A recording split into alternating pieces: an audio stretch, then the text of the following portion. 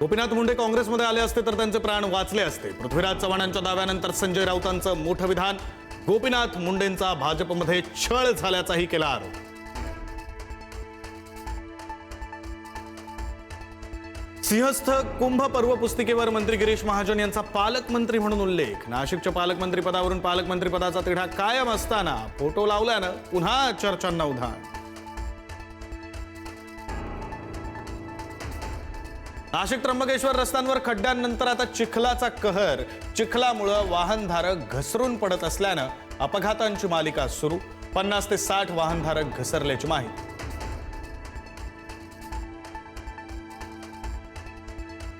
उद्योगमंत्री उदय सामंत आज चाकणच्या दौऱ्यावर। सामंतांच्या दौऱ्याआधी चाकणमधील रस्त्यांची मध्यरात्रीच डागडुजी। खड्डे बुजवण्यासह रस्त्यालगतच्या साईड पट्ट्या भरल्या।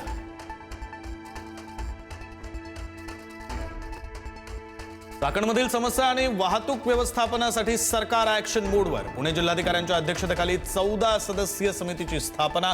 शासकीय अधिकाऱ्यांची समिती प्रश्न सोडवण्यासाठी करणार काम।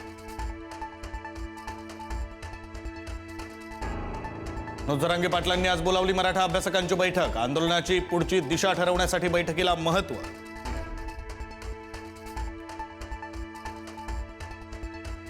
नालासोपाऱ्यामध्ये केकमध्ये पाल आढळल्यानं तब्बल 11 जणांना विषबाधा। केक खाल्ल्यानंतर काही वेळातच पोटात आणि छातीत दुखू लागलं। सर्वांवर रुग्णालयामध्ये उपचार सुरू असून प्रकृती स्थिर। शाहरुख खान, अजय देवगण, टायगर श्रॉफला एफडीएची नोटीस। विमल पान मसाल्याची जाहिरात करणाऱ्या सेलिब्रिटींना नोटीस। विमल पान मसाल्याची जाहिरात केल्याने कारणे दाखवा नोटीस।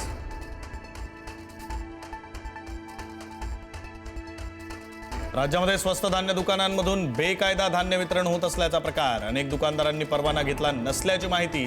तुकाराम मुंढेंच्या इशाऱ्यानंतर दुकानदारांकडून परवाना घेण्याची लगबग सुरू। मुंबईकरांवरील आर्थिक भार वाढण्याची शक्यता। महसूल वाढवण्यासाठी नवं शुल्क आकारण्याची चाचपणी। घनकचरा, पाणी आणि मलनिस्सारण शुल्काबाबत हालचाली सुरू।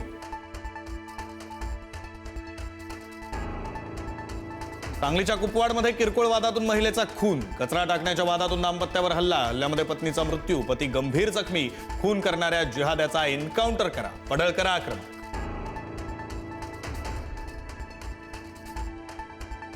नवी मुंबई विमानतळाची हवाई वाहतूक अचानक घटली। वाढत्या खर्चामुळे विमान कंपन्यांकडून फेऱ्या कमी। विमान कंपन्यांच्या वाढत्या खर्चाचा थेट हवाई वाहतुकीवर परिणाम। घोटाळे थांबवा, आंदोलनाची वेळ आणू नका। बाबा रामदेव यांचा सरकारला इशारा।